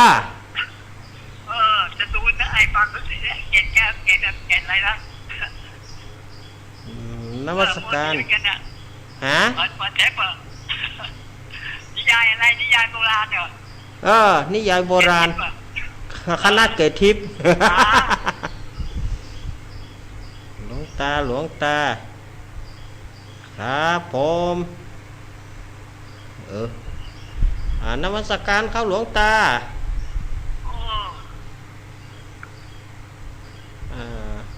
มีอะไรบอกลูกบอกหลานได้นะหลวงตาครับผม หลวงตานี่นะมาง่ายปล่อยง่ายนะหลวงตาเนี่ยมาละหลวงตากรีดเนื้อนาบุญหลวงตากรีดปางโมเชียงดาวปางโมจะมีโอกาสได้ไปตังเชียงดาวทำวะฮะอู้ถึงเชียงดาวก็ตุปีนัดเนอะตุปีนัดวัดเชียงดาวเนอะบัดโทรหาก่อนพ่องเนอะตุปีนัดเชียงดาวนะหายแซบไปเมินละเนอะตุปีนัดเหมือนกันเปิ้นมี2ชื่อไปบางทีพวกของตุปีแอมตุปีนัดนั่นนะต่างเชียงดาวเปิ้นเมินละไปวัดเปิ้นเมินละเปิ้นตั้งธรรมสมัยนั้นญาติโยมไผ่จะโทรเข้ามาตานอยู่เนอะ0892140135แถมสักสายน่าจะปอแถมสักสาย2 สายน่าจะปอมีไผมาละกะมีก็การละบ่การละบ่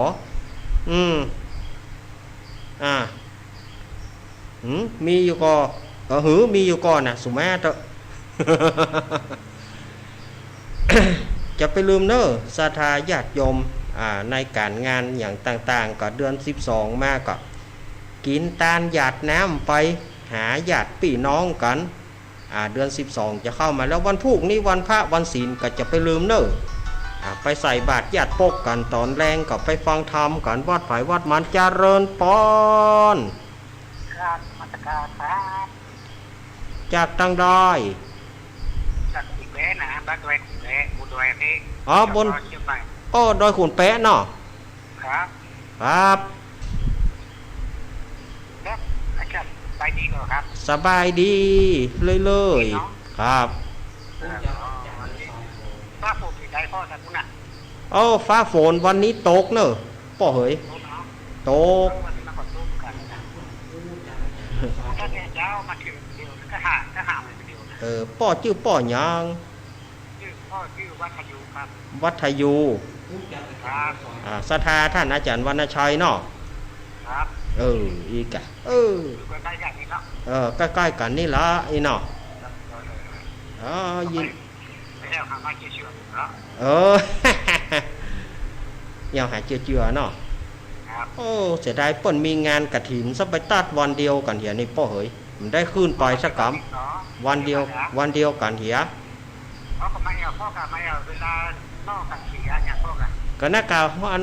น่ากะเขาปล่อยมีงานอื่นก็ต้องไปหรอเนาะครับไปเลยค่ะนี่ก็จะไล่ตัวบทได้หันหน้าเจือบ่ได้หันหน้าสะเตือกับป่อไปอยู่น้อยเฮาไปเจือบ่เจือนี่เฮาไปวัดท่านน่ะกะว่าแก่วันนั้นใช่กะเฮาไปเจือบ่เจือนี่ก็ไปนี่มาน่ะไปหลายเตือแล้วยินดีอีป่อเนอศรัทธาญาติโยมก็